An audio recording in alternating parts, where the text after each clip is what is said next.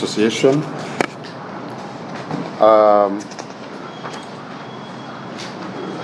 First of all, looking at page 6, under the functions of the examination board, when you look at that part B, which says to prepare. Sorry? No, we don't have examination.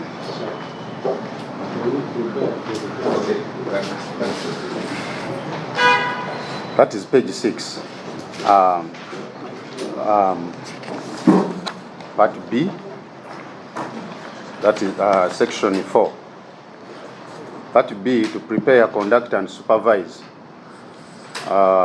would play that under the laws include protect or cause to protect.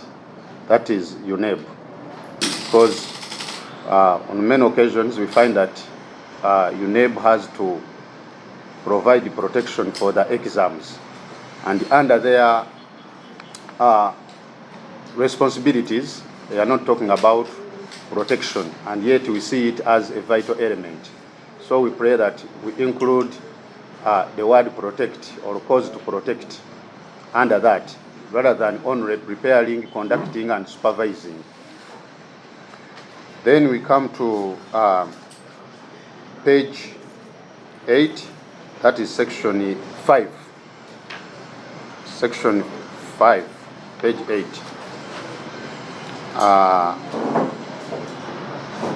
That is part 4, which says the examination board may, for reasonable cause, delay, withhold, or cancel any examination results. The examination board may, for reasonable cause, delay, withhold, or cancel any examination results. We think this must be accompanied with the word prove. The examination board may, for reasonable cause, or prove. How do we define the reasonable cause? There must be proof for them to cancel the examination results of any school. Because here they are saying for a reasonable cause. We think we should add the word prove if the cancellations are to take place. Still under the same, on page 7, section 5, part B, we are also thinking about including a liability on the side of the board in the case a school is not found guilty of any malpractice or case. We pray that let there be a liability on the side of the board in the case a school is not found guilty or the school had no stake in the matter. Because normally these haltings and cancellations, they affect the schools. So in the event that it has been discovered that the school is not guilty, let UNEB be liable for what happened, so that whatever is done is conducted in an appropriate manner that does not malign the name of the school. We also have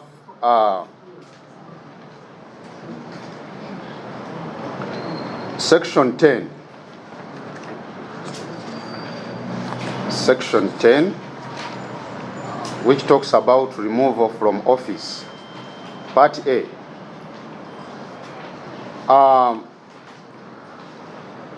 The minister may remove from office a member of the board. Part A, where the information relating to the conduct of the member, which could have precluded his or her appointment, is brought to the attention of the minister after his or her appointment.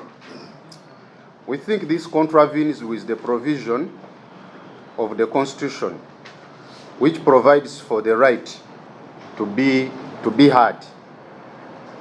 And we think it should be the board sitting and looking into the issue, and then it recommends to the minister, but not the minister taking an immediate and final conclusion to the case. So we think the board must be involved first, and then the board definitely recommends to the minister for the action.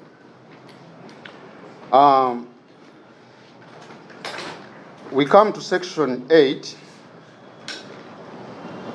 to section 5 2B.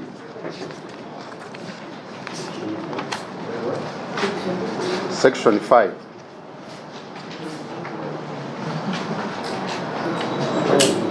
That is page 7.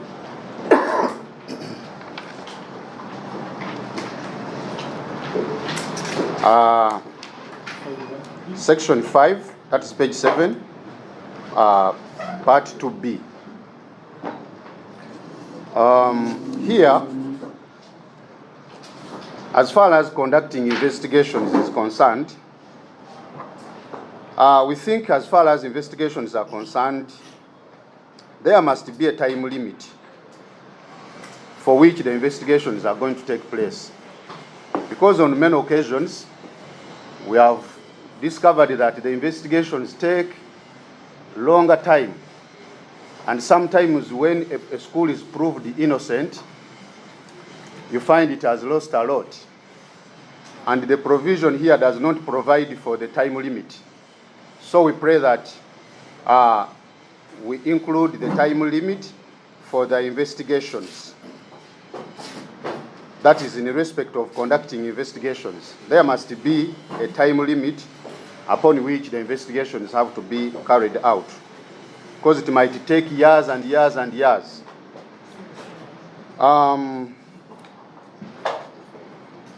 Also, coming to section 4, that is page 6.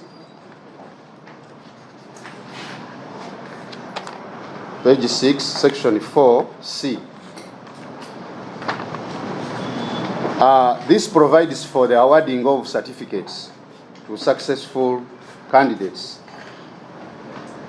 We would suggest that we include also, among others, as a responsibility to grade and issue certificates to successful candidates, because UNEB has to grade. And here we are talking about to award certificates to the successful candidates who sit for examinations conducted by examination board. We pray, or I suggest, that we include the word to grade. It grades and then awards, because results at some levels go with the grading. We have also section 5 to J. In this, that is section 5, part 2J. Invite any person as may be necessary to conduct jointly with the examination board examinations and to award certificates to successful candidates jointly with the invited person.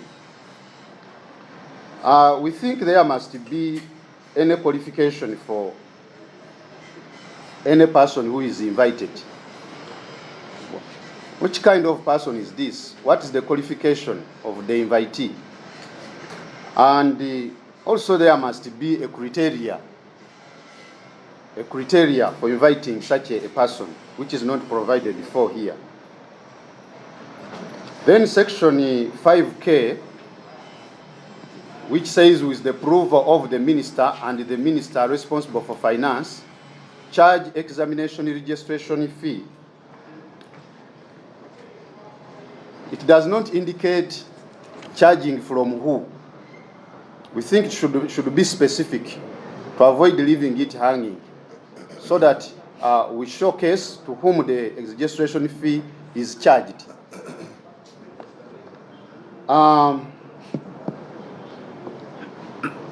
Also, section 32, that is page 20.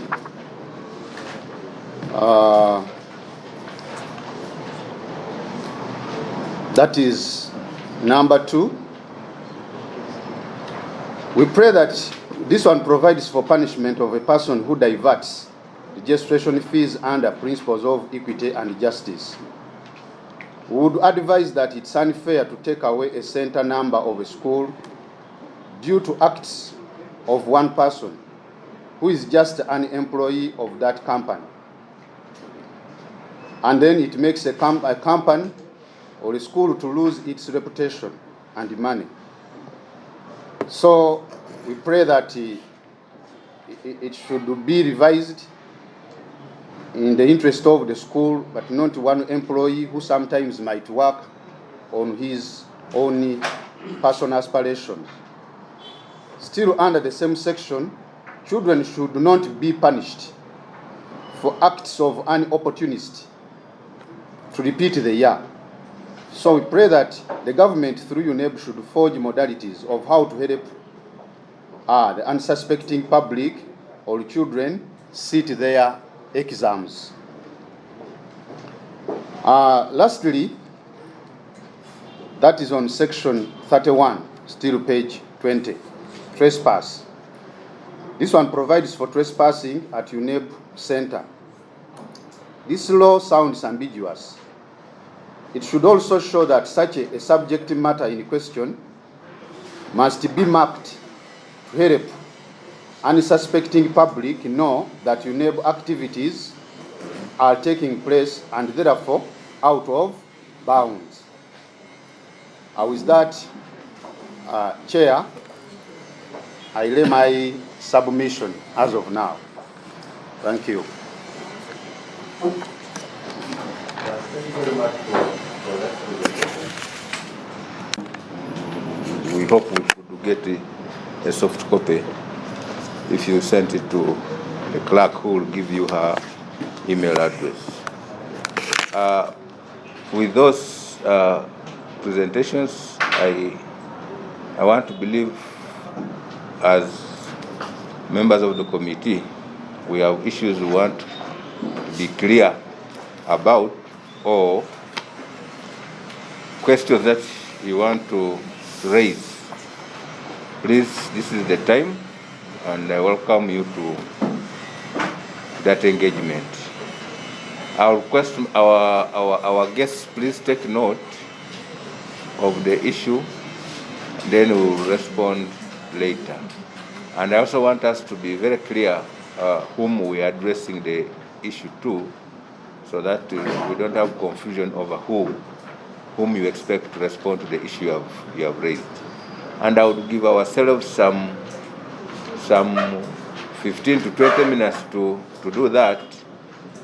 Then we'll give them also another 15 to 20 minutes to respond. So anyone with an issue that he or she feels wants to raise? Yes, Honorable Tungo? My issues on page 5 about the NRI exam. NRI exam here, I think you have answered yesterday. NRI exam could mean it could be vague on which exam. And in your proposal yesterday, Chair, you are saying if it could be exam within their mandate. So I don't know whether UBTEB, if you could either borrow the word of the chair, that we use the word mandate. They conduct exams, any exam within their mandate or within their law. if that word could, the word mandate, if the word mandate could clear this gray area. Alternatively, if we have another word which can fit here, I think it would be okay. But in our discussion yesterday, it was a big observation, and we thought another exam would sound a bit vague, and somebody can take advantage and say, even this exam is the exam.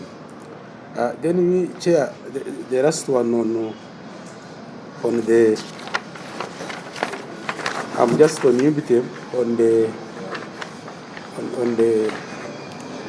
on the documents, Chair, where UNEB is supposed to handle senior 4 and senior 6, but also at the same time, there are those who finish senior 4 and they want to go to UBTEB, as he was saying, as their material.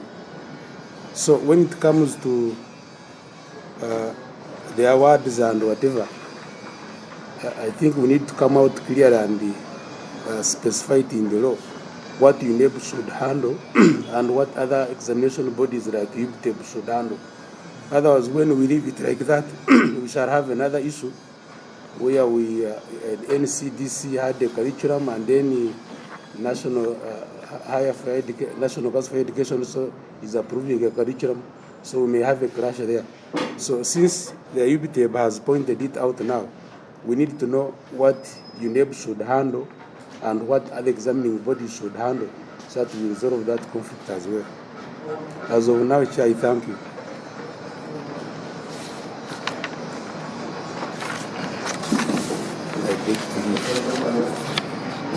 Thank you, Chair. Sorry for coming late. I'm Emmanuel Oniato, the MP for Jonam, Makwach District. I have 3 areas. We are in scientific discussion. I have this. So I have 3 areas. Don't, Papa. And they mainly arise from the presentation of my friend across the table, because that is the presentation I found. Number 1 is on page 6, where he's suggesting instead of only awarding certificates, there should be grading. I thought grading is in the details. A certificate is a certificate, and the normal practice is that within it there is the grading. So maybe needs to clarify further why it is important that grading comes out. But the point is, within the certificate there is grading. Then the second point comes in on page number 8, where it talks, actually 4, where it talks about examinations board may, for a reasonable cause, and it says with proof. I want to agree, but I want to move the word proof to that point where now they are going to cancel, so that it reads, for instance, for reasonable cause, delay, withhold, or with proof. That is the point at which I want to move the word now, with proof. Then the last one is on page 20, 2, where the person convicted under this, and of course his suggestion was that when you punish an institution, when actually the act or the problem is with an individual, it would be harsh on the institution. I think here UNEB is also trying to say, what kind of individuals do you have? They want to put the burden on you, which means on your part you also have to make sure that the individuals you are going to have, whether they are teachers or they are students or pupils who are going to be engaged with UNEB in terms of examinations, you as the institution must have also an authority to ensure that they are okay. I think that is where UNEB is giving the burden of ensuring that you have decent people with you. But I know it is debatable. Inside me, I also feel it would be unfair to punish the whole institution, but also the point about you as an institution, what kind of individuals do you have, is the point that UNEB is trying to bring. Thank you. Those were my 3 areas.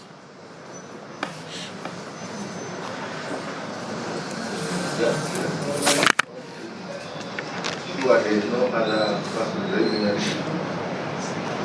So can I, on the issue of exams, Honorable Nathan already highlighted our agreement on UNEB limiting itself to where it's mandated. Because if you just leave it as open as this, one day somebody can stray in another person's area and refer to the law. So that one, we highlighted it. But there is this issue of on request by any person to determine the equivalence of a qualification awarded by, and this is on request. If you feel a little uncomfortable with it, what would happen if we remove this and tomorrow an individual or an institution requested UNEB to see how to equate qualifications? For instance, Electoral Commission relies on National Council for Higher Education and UNEB to equate certain qualifications. So don't you think this would be applicable here? And then also, I think let me limit myself to that, just that one. So can we? Chair. Yeah. I will come back to that one. But there was now this you are the highest authority of this. You look at the word Uganda National Examination Board was banished when it was the Honorary Examination Board. I know it has been in different forums has been talked about. When you say Uganda National Examinations Board as the name, what happens to other national examinations boards? Are they national, or when you talk of TVET Assessment Board or UBT, for it's not national? So we need also to start thinking. I know they are very passionate about this name, but is it still valid? Is it the only? Is it because we came from them? Are we subsidiary to them? Are we something like that? But to think about the name itself, the Uganda National. What about, should we say Uganda National Business and Technical Examinations Board also? The national, that word. It had earlier been discussed, but I think still they are passionate about it, the name. And since you have said this is a complete bill, a complete overhaul of the act, should we think about this it? This is a bill of the Ministry of Education. And they are the ones who have brought that, where all these entities fall. They are the ones who have still brought a bill reading Uganda National Examinations Board. Now that's the challenge. And since you discussed at the top management, I should have expected that this should have been considered. But there must be a reason why the name is maintained. Think about it also. Now on the but we still have more engagement. We will capture this also and engage the relevant stakeholder on the issue of the name. We appreciate it because there are different examination boards and there are still examination boards. And that's why we raise the issue of limiting them to where they are mandated and not just give yourself an open mandate when you may not be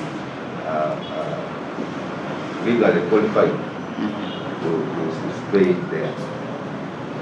So we will still engage on that. Somebody is responding to the equivalence. Yes. Chair and members, there's something on equivalence which you asked and they say that, for example, if the electoral commission wanted the clarification on the given certificate, our conviction is that they should raise the relevant examination board, because our assessment framework is very clear that if students finish senior 4, others on the education pathway, others move to A level, and A level is A level in Uganda, which is clear that way, and they are detailed with it. Then others can go for national certificates in the different areas. So if you want any clarification on this national certificate in planning, national certificate in anything, then you should ask the relevant examination board that has the technical expertise in explaining that national certificate. That's our conviction. Yeah, but if I may raise it, when you talk of L level, the relevancy board is UNEB. Yes. It's only 11. And that's why I think National Council for Higher Education normally asks UNEB. So I would think in this case National Council for Higher Education, because the clarification given by UNEB, by EC, is that it is the National Council for Higher Education in consultation with UNEB. If National Council for Higher Education feels it has sufficient ground to think that this qualification is the equivalent to A level without referring to UNEB, that is still within their mandate. If they think they can refer to an examination board, it's still within their mandate. But the issue is the law mentions A level, and there is no other examination board that deals with A level other than UNEB. So we may also have to look into some of these things in other laws, because it limits anyone from referring to other examination boards, and yet the qualifications people are holding are competently understood by those boards. Permission, Chair. Yes. Thank you very much, Honorable Chair. I'm sorry I'm late, but I've received information. I'm called President John Itamugira. I'm a member of Parliament for Nyaruguru County Ruiz District. I just wanted to give information to the Chair and informing our colleagues that they shouldn't get worried about what the deputy is asking. As the law stands now, you can't do much about it. If, for example, someone wants to contest for a position of member of Parliament, and if, for example, we did a national certificate in electoral consideration, this is a 2-year certificate course for your case, you will definitely have to get certification of documents. National Council will definitely refer that person to UNEB as per the current law. You cannot escape it. So it is the role of UNEB to determine whether that is equivalent early vote or not. But I want you to to take it easy. So many laws are going to be amended. We are yet to amend the Universities and Cultural Institutions Act. The BTVET Act may be amended, or the TVET Council may come up with a new law. All those should be addressed. So that now what the chairperson is talking about will be addressed at that time when these laws are being amended, and where you have to take interest. So that when the document is presented to National Council, they may need not to revert to UNEB. They already know that if you have done a national certificate in electoral consideration, you have done a course equivalent to A level, and therefore they may not need to refer to UNEB. But as per the law stands now, we cannot escape it. So I think, to me, that's the information I wanted to give on this. Yeah, and unfortunately, sometimes the things come up when some other things have already passed. For instance, the recent amendment of electoral laws, maybe it would have been better to consult some of you so that you raise those concerns. Because why should someone say A level or its equivalent without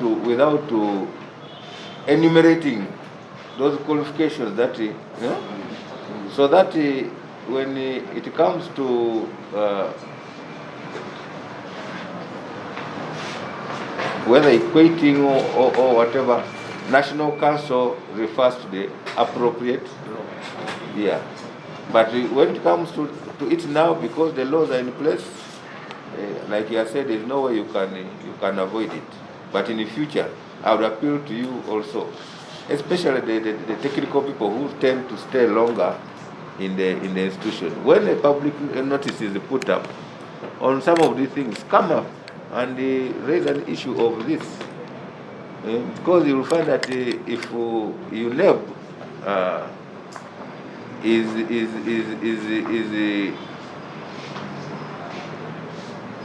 is not competent to equate a particular qualification, you will find a product from your area of competence being disadvantaged simply because UNEB does not have the capacity to understand some of these qualifications. So this thing of just guessing, because you cannot equate what you don't handle and don't understand. Yes, please. Thank you, Mr. Chairman. Yes, please. My concerns are, there are two concerns. One, there is section 33, that's page 20. Charging is not prescribed by the examination board. There is a specific amount charged by UNEB. However, there are those expenses spent by a school when registering a child. Say, for example, the passport photographs, the internet used, hiring the labor to fill in that data, among other expenses, the Form X charges, among other charges. All those charges have always been put on the UNEB fees charged on the candidate. However, UNEB is saying, no, you must charge only the specific amount UNEB wants. So I want them to make a correction. I would like UNEB to make a correction that though that charge is there, but a school should charge a fair rate for these other expenses. Then the other concern is about section 25, subsection 4, which talks about, which says actually that UNEB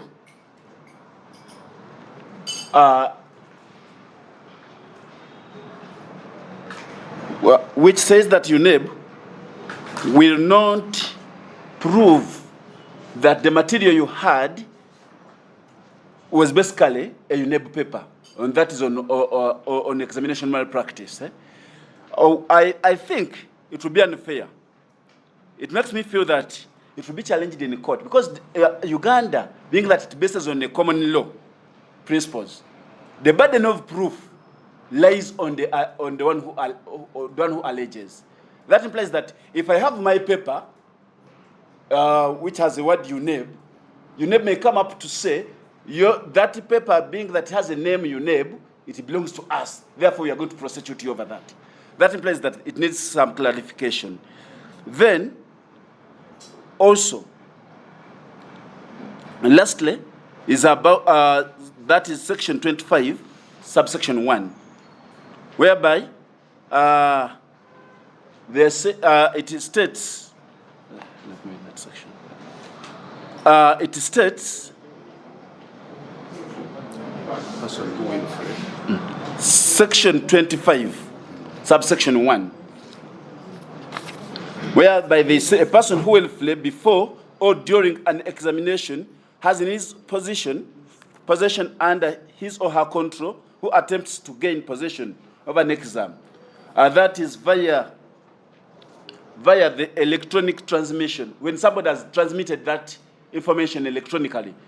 I'm looking at a situation where some individuals, either staff in UNEB or other crooks, as I may use that word, may gain access to your phone number, send an examination as a way of deliberately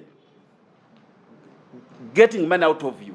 Because after sending that information to you, then they'll come and say, we have found information on your phone, let me say on your WhatsApp or anywhere. Then they say, we are getting you, we've got you with the examination, with the exam, therefore, you are penalized. Two, they may use it as a syndicate to get, to plan the resources from the schools. They may also use it to injure or deface institutions. So I think there's need to revise that, to put it in a better way. Thank you very much, Mr. Chairperson. Just before you come in, for this particular one, the last one I've been talking about, maybe we need I'm getting from him is that how do I have to possess that information? Have I sought it, or has it just been said to me? But in the normal understanding that you seek it and you circulate it, or you are using it. But if someone sent you, maybe on WhatsApp, email, an exam for a certain level, and you just kept quiet or ignored it, I don't know whether you'd be committing an offense.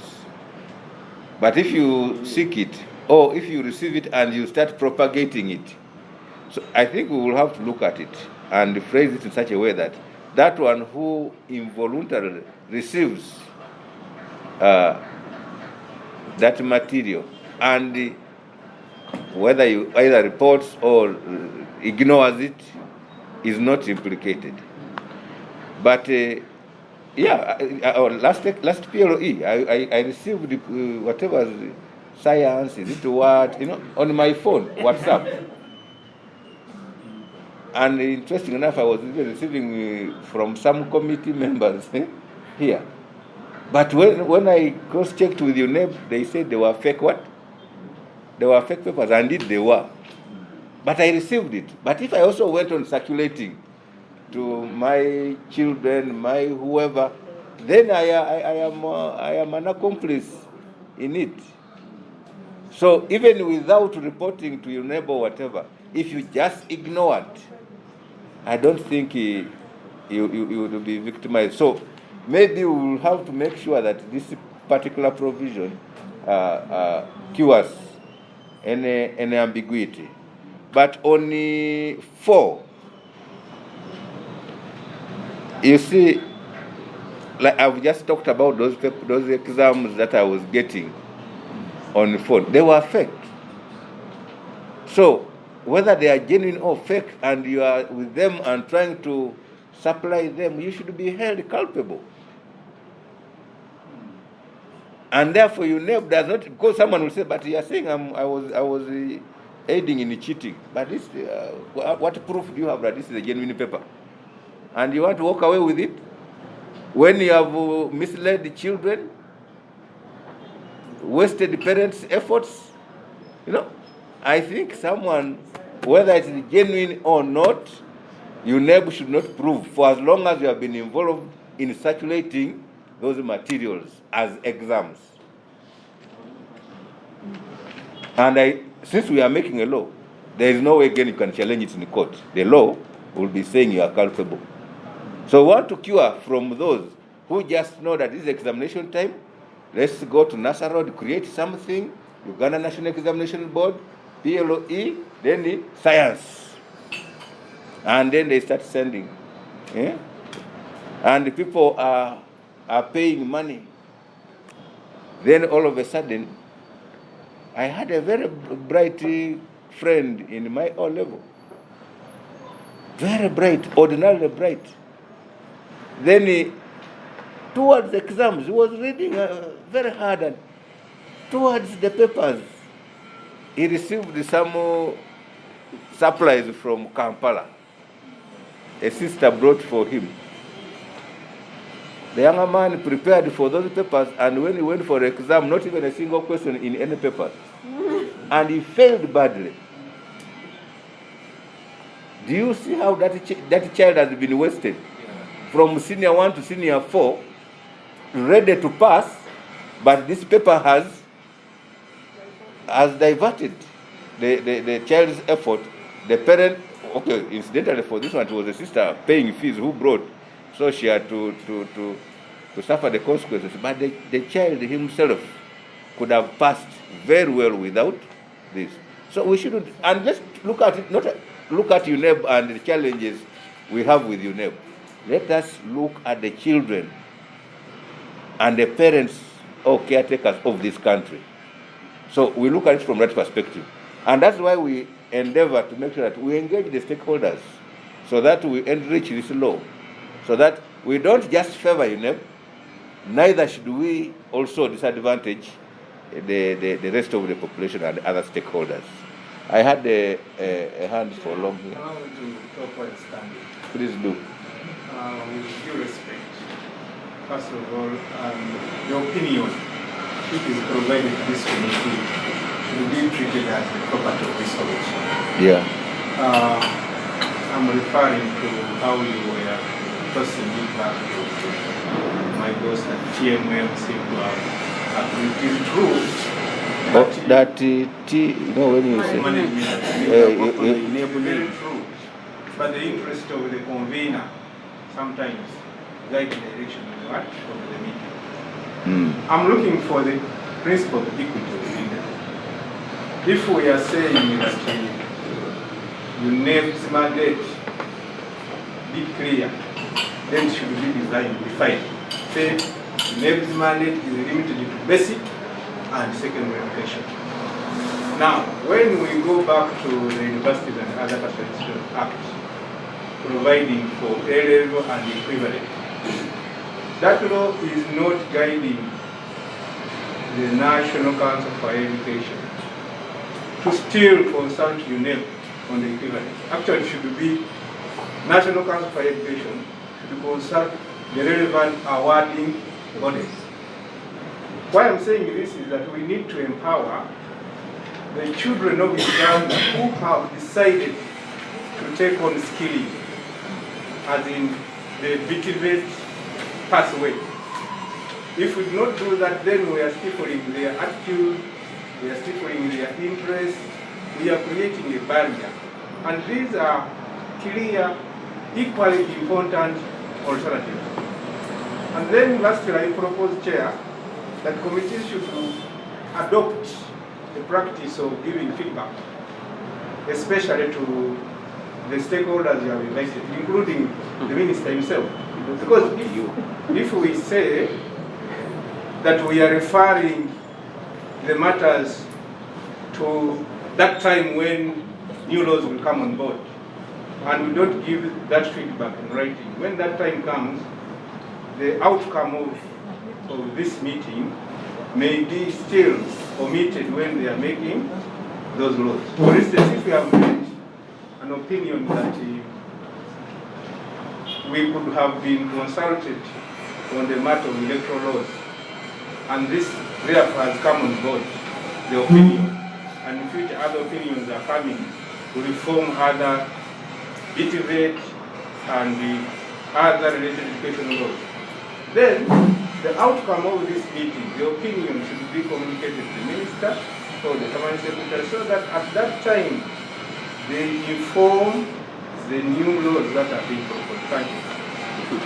Yeah, thank you very much. First of all, I also want you to be fair to the chair and the committee, because I made an observation and reference, and also promised that on this issue of the name and whatever, we shall again share it with the other stakeholders, including the ministry. That is the commitment, because we have been, even on any CDC bill, we are doing it. We are not just receiving and piling, no. It is meaningless to just receive and pile, because we share the opinion of the stakeholders. with those responsible for the what? For the bill, so that we seek harmony. And in this, the reason we engage in this kind of discussion is to understand our position and our views, and also develop some bit of common understanding. And that's why when you make your presentation, members seek clarifications, they ask questions, they raise issues, you respond, we engage. And by the time we exit an issue, we have developed some kind of common understanding. And of course, when we come here like this, during a consultation, there are issues that you will present which will be taken. There are issues that will be rejected. Maybe they will all be taken. Maybe all will be rejected. But that doesn't mean that there seems to be a consultation. But what we want to be sure is that your input and the understanding of the proposed law in relation to your area, especially, though not necessarily, is presented well. When I'm not the one who drafted this, and none of my members did this, but we will have to present it and speak to it like we are the ones. So that's why we get this. And I want to say that as a committee, even from the start, I said we want a law that embraces all in relation to these exams. So you don't have to worry. We will engage the minister on the issues that the different stakeholders will have raised. Just a moment. Yeah? Thank you, Chair. I wanted to start from the submission of my paper here regarding fees charge. And to me, I think the name will be very well to do this law. Because what institutions have been doing was to tarnish the name of the boards, and we have been a victim as UBTEB. Our registration fees we charge students is average about 120,000. But institutions charge, some of them charge close up to 300,000. And the parents quarrel, and they have really been tasking us, and they call that UBTEB registration fees. And yet our fees is published on the website, and it is the same problem UNEB has been charging. So to me, registration fees, once it is defined, then institutions, those other administrative fees, they can put it on their fees circulars that this would be fees for ABCD, but not to mix it as registration fees. And at the end of the day, the boards are seen to be heavily taxing the parents, yet the fees are reasonable. Yeah, I agree with you on that. And also when my brother there said you allowed to charge a fare, I don't know what's the fare. Because I also know there are schools when the UPE, whatever, like the UPE candidates, they're supposed to pay 34,000. But some charge as high as 180, some schools. Examination fees. We have sponsored the children and youth the fees. But also, examination fees are not started today. Schools have been handling the administration in relation to examination fees. So I would want to think this is a deterrent to that practice of overinflating the fees. And of course, when it's the left time, because someone was saying this is the only time when the parents are compelled to pay because they want their children to work. So someone adds that. Let's also be concerned. Thank you very much. When you read this law, it says, decline that the UNEB we prescribe the fees to be charged for a specific examination. And maybe we shall take, additionally, we shall take note of that. Maybe it further guide the ministry and UNEB that in their rules and regulations, they can go ahead and try to explain further what that examination fees is meant for. But still, like what the staff from UNEB has mentioned, I think the schools also have to wake up. You do your work properly as an administrator. If they are telling you the examination is 100,000 and you go ahead and charge 200,000, that's criminal. Then the law will be clear on this and you'll be charged per that. So I would think that for us, we shall take note of it.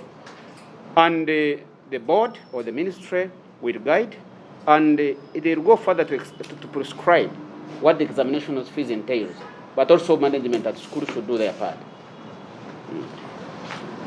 Yeah, as I allow Honorable Margaret, please, I see all the cups the other way around, and the bottles is sealed. These drinks and it's ours, please. Feel free to serve a cup of tea, take a bottle of water. Honorable Margaret? Yes, thank you very much. I just want to add my voice on the issue of the examination fees.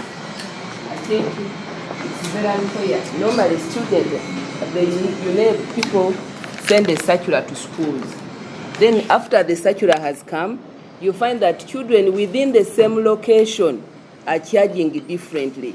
You get someone charging, for example, 130, and the others are charging 150, depending on their needs. So it becomes a time for harvesting. And we don't respect the circular.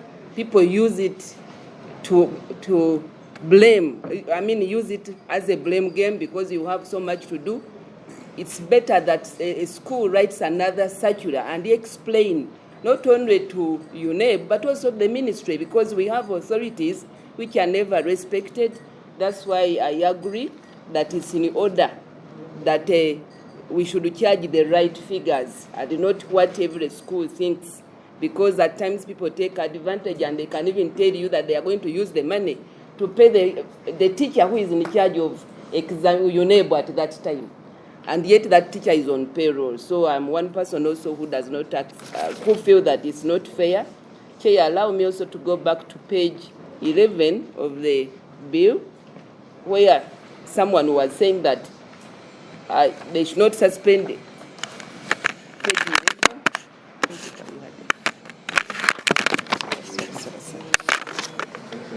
Yeah, 11, section 10, the last one, I think it's 1A, the minister, they're saying where the information related to the conduct of the member, which could have been precluded his or her appointment, is brought to the attention. That person may lose the post on the board. But the member, I think the member from private was saying that it should be with the information, only information from UNEB. I think we are public servants. Even a board member is a public person. If someone studied with that person and you know that the qualifications are not the right thing, or that person committed an offense some time back, I think that information can come out. So here it had already been catered for, because they said the information, if it reaches the minister, so it means that the body will be notified when they are taking a decision. So I have no problem with that. I let it remain as it is. Yeah, just like you can attribute the students and realize that the students use paper or certificate. You recruit a staff and you discover that the staff use some of these papers. Even when the person is in service, you can terminate that person's employment. Maybe. Thank you, Honorable Chair. And I just wanted to give a comment on what he presented about feedback and then feedback to the people we invite. I wanted to give you information that as we interact, of course, there are certain things that we shall report. So we shall recommend, and it will be carried forward so that when we have other interactions in future, we can consult our recommendations. That's what I wanted to put forward. And then, of course, as we interact, there are certain things that will be included in the law. So even for you who have been invited, you'll also be you can look at the law and you'll see that at least some of the things that you brought forward are already incorporated in the law. Yeah, and because when the law comes, there's a committee report. Yes, that is what I'm talking about, yes. So it captures, yes. Then I wanted to also comment on the section that they brought. That is section 4, clause 4 actually, on part E. And I have been trying to internalize the statement. That is page 6, where they were saying it should be the examining bodies to do the verification. And when I look at the statement really, I thought it already implies that even as UNEB equates, it has to consult the examining bodies that are relevant to a specific person and to a specific person's qualification. So I don't know whether you needed us to now put it here that it should be in consultation with the specific examining body, or because I thought it already implies. I don't know whether you are getting me, Honorable Chair, that on the request by a person to determine the equivalence of a qualification awarded by another examining body with a corresponding qualification awarded by the examination. I thought even as UNEB does this equating, it has to consult the specific examining body. I don't know whether it doesn't really imply.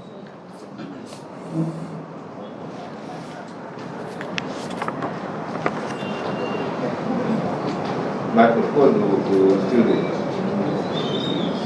discuss that. Okay. Then maybe the last one, Honorable Chair, because now they are on the feedback. Like now on the presentation by UBT, section page 22, where they are saying they request, page 9, where they think they should be in the board. I think that one is okay, and we shall take it back. We shall take it up, that at least a member of them should be in the board of UNEB. Members of all the examining bodies. Yes, that one will be taken. So when we don't comment about it, it is not that we have not really appreciated it. Thank you so much. Okay. Finally. Thank you, Mr. Chairman, Honorable Chairman. I'm of this opinion, that is on part 4, offences and penalties. I looked at examination malpractice being one of the biggest challenges UNEB is facing, and I'm of an opinion that is it possible that they introduce an oath of honor, whereby schools annually sign an oath of honor with UNEB, likewise to the UNEB employees. This one, it will help reduce on the examination malpractice in a way that people know that they have a responsibility that has been signed in protecting and ensuring that exams are managed in the most professional way. That's my opinion, Mr. Chairman. Thank you very much.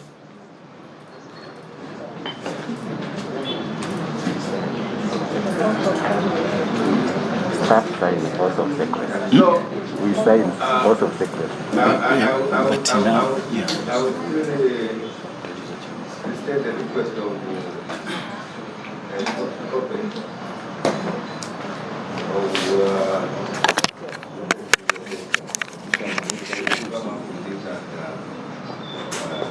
our clerk will give you the email address to